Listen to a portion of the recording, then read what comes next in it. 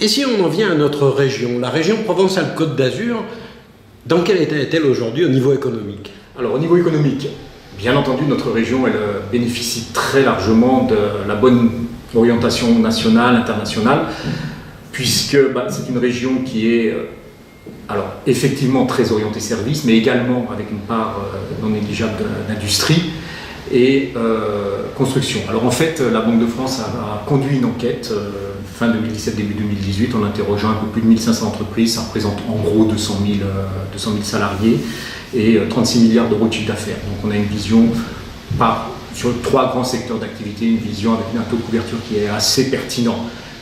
Donc les 3 secteurs d'activité, c'est l'industrie, c'est le commerce, c'est les services, et la construction. Ce sont les 3 grands secteurs d'activité que l'on a étudiés.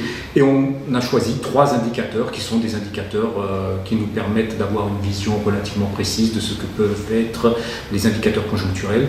Un indicateur de chiffre d'affaires, comment a évolué le chiffre d'affaires en 2017 par rapport à 2016 et les perspectives 2018 par rapport à 2017. Idem pour l'investissement et idem pour l'emploi. Donc, on sort, la région PACA sort d'une période un petit peu heurtée. Les années 2013 à 2016 étaient un petit peu heurtées.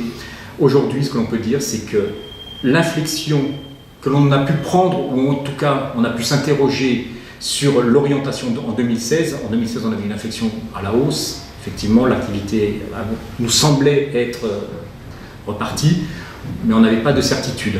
Aujourd'hui, en 2017, on a confirmation qu'effectivement cette embellie 2016 n'est pas seulement une embellie, mais est véritablement une reprise. Donc on rentre dans une certaine forme de pérennité de la croissance de l'activité dans notre région.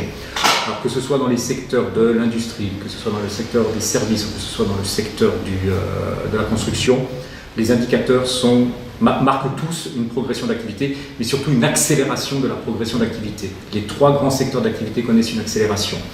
Dans le même temps, l'investissement suit cette bonne orientation de l'activité. Pourquoi? Tout simplement parce que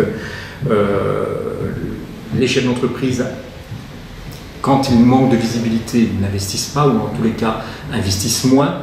On a également aujourd'hui encore des taux d'intérêt particulièrement bas, puisque la Banque centrale conduit encore et toujours une politique monétaire très accommodante, donc ce qui tire les taux d'intérêt vers le bas, et on a une demande extérieure et même une demande nationale qui est très bien orientée.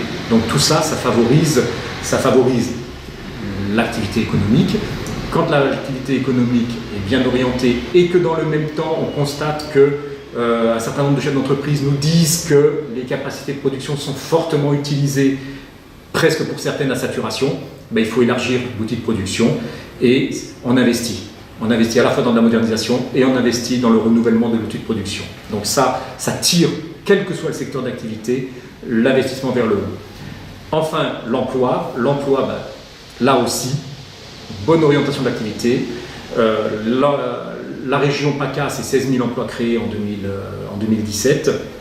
Et surtout, ce qui est intéressant de voir, c'est que l'industrie, par exemple, qui était un secteur dans lequel on avait une érosion depuis 10 ans des effectifs industriels, pour la première fois en 2017, l'emploi industriel dans l'industrie se redresse.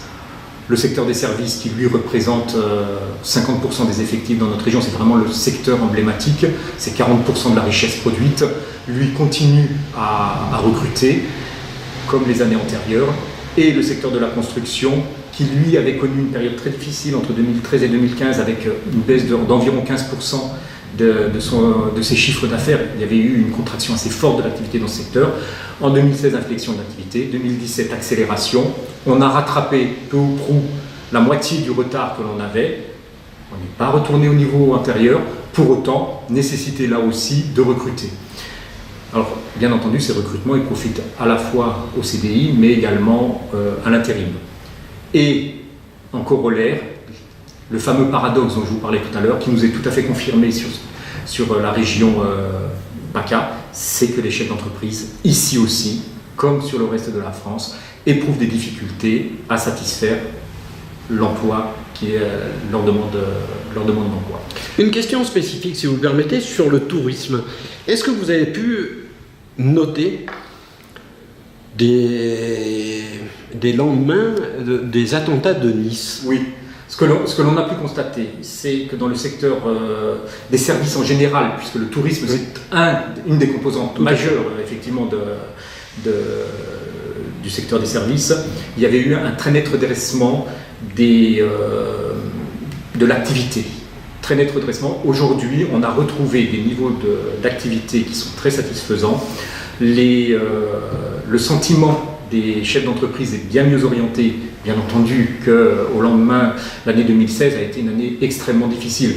Et j'en veux pour preuve, si on regarde ne serait-ce que les défaillances d'entreprises dans le Var, dans le Var qui avaient subi, j'allais dire indirectement ou directement, c'est selon les effets des attentats, ces défaillances d'entreprises en 2016 qui avaient atteint un niveau élevé, ces défaillances d'entreprises aujourd'hui sont bien moins fortes qu'elles ne l'étaient en 2016. On avait déjà eu une diminution des défaillances, on a une nouvelle diminution des défaillances en 2017. Donc oui, le tourisme est un secteur qui est porteur, qui est bien orienté aujourd'hui. Dans le tourisme, les croisières, sur cette façade nord de la Méditerranée, on ne va pas jusqu'à ce niveau de finesse. On ne va pas jusqu'à ce niveau de finesse dans notre analyse. On travaille vraiment sur les grands secteurs d'activité, d'autant que les croisières, c'est de la richesse importée et c'est quelque chose, nous travaillons sur les sièges sociaux des entreprises, donc on travaille sur les sièges, les établissements, sur la richesse créée directement sur place. Une dernière question, si vous le permettez, qui est de votre compétence. Quelle est la réalité des dossiers de surendettement actuellement dans le département du Var? Alors, le département du Var, en 2017, n'a pas connu la baisse des dépôts de dossiers de surendettement que l'on a pu connaître, que ce soit dans la région PACA ou que ce soit au niveau national. On a été à peu près plat, on a le même niveau de dépôt de dossiers de surendettement. Ça s'explique? Non.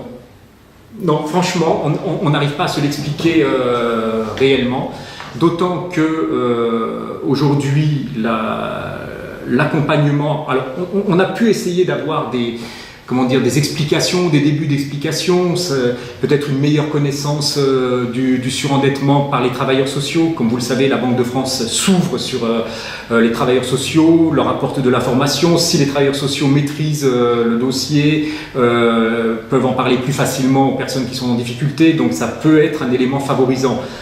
Mais très honnêtement, il n'y a pas eu de dégradation de la population couverte par le RSA, il n'y a pas eu d'aggravation du chômage, il n'y a pas d'indicateur aujourd'hui qui nous permettent d'affirmer que la situation des personnes en difficulté est plus tendue ou moins tendue qu'elle ne peut l'être dans la région PACA, ou dans notre département en l'occurrence, qu'elle ne peut l'être dans la région PACA ou au niveau national. Donc il n'y a pas véritablement de fond explicatif à ces évolutions.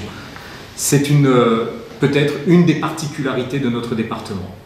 Eh bien écoutez, je vous remercie et je vous dis à très bientôt. Je vous remercie.